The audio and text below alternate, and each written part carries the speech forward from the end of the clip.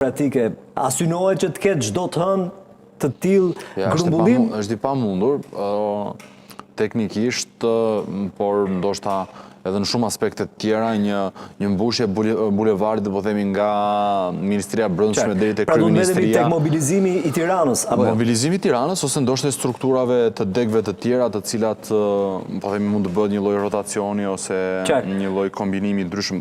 Thash është një aspekt krejtësisht organizativ i Partisë Demokratike, por edhe nëse bëhet, po themi vetëm me mbështetës dhe strukturat Partisë Demokratike, ato nuk janë aq shumë sa të mbushin gjithë bulevardin. Pra, mund të mbushet një shesh i vogël, ndoshta vetëm pjesa përballë kryeministrisë nga kryesia e kuvendit deri maksimalisht deri tek piramida, po prapë edhe aty është një hapësirë shumë e madhe.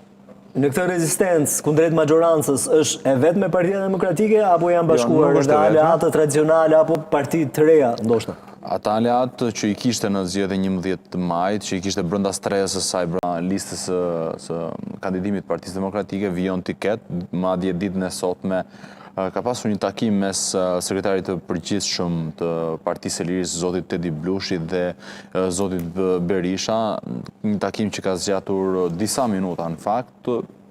Nuk është se kemi shumë detaja për atë se çfarë është diskutuar, por patjetër në qendër të bisedës dhe këtij takimi nuk mund të mos ketë qenë në protesta e ditës së hënë, ku Partia e Lirisë në fakt për hir të së vërtetës nga 2021 e këtej më pas, qartazi ka qenë në krah të zotit Berisha dhe të Partisë Demokratike në pothuajse të gjitha aksionet, qofshin këto aksione të ashpra parlamentare me deri djegje karrigesh dhe përmbysje të gjithë krimin e kaosit në sallën plenare, apo tensioneve në seancat të komisioneve parlamentare dhe deri tek, po themi, qaset më konstruktive, siç mund të jenë, po themi, pjesëmarrja në komisione apo aspektet e tjera të politikbërjes gjatë këtyre 3 viteve fundit. Kështu që duke thënë këtë, sigurisht Partia e Lirisë do të jetë në krah të Partisë Demokratike, pa përjashtuar edhe subjektet e tjera, siç janë Partia Republikane apo ndoshta ndonjë subjekt tjetër politik më i vogël, ndërkohë sa i takon partive të tjera opozitare, siç është Partia Mundësia apo Partia Shqipëria Bëhet e zotit Lapaj, të paktën deri në këto momente nuk është se ka ndonjë sinjal për njësim të aksionit politik, por përkundrazi, siç duket të dyja këto forca politike të cilat duke kërkuar ndjes për të gjitha formacionet e tjera politike, po duke qenë se këto janë, po themi, formacione të qendrës apo të qendrës së djathtë, të cilat mund ta kenë më të natyrshme bashkëpunimin me Partinë Demokratike, por gjithsesi deri në këto momente nuk e kanë bërë, kanë vijuar në të qartë në atë linjën e tyre.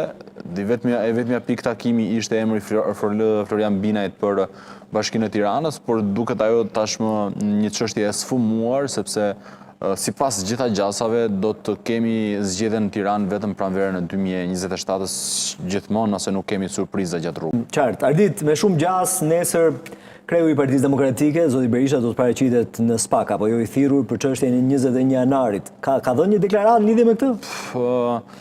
Jo, e kalon të hapur, do të shkoj apo jo? E tunda kokën dhe buzëqesha për faktin që dhe unë surprizova për fjalën që them me shumë gjas, sepse nga ajo që tha zoti Berisha sot i bie me pak gjasa. Pse? Për shkak se zoti Berisha sa herë më ka thritur drejtësia e përgjigjur. Por tha dhe vijoi fjalia që duhet më vi fletthirrja, çka nuk kuptoj se fletthirrja nuk i ka shkuar në shtëpi. Të paktën këtë kuptuam nga deklarata e zotit Berisha që ajo fletthirrje që kemi publikuar disa ditë më parë ka shkuar vetëm në parlament dhe nuk ka shkuar në banesën e zotit Berisha apo në selinë e Partisë Demokratike. Tani unë nuk dua të spekuloj në këtë mes. Po nëse shkon në parlament është fakti kryer.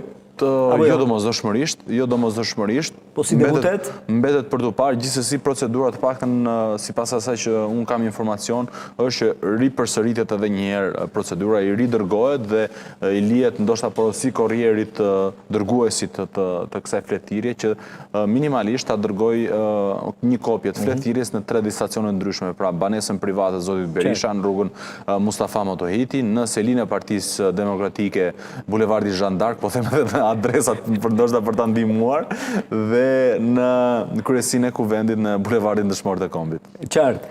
Shkon nuk shkon, mbetet për tu parë, ama Nesër do e zbulojmë, pak orë zjatë kjo enigma.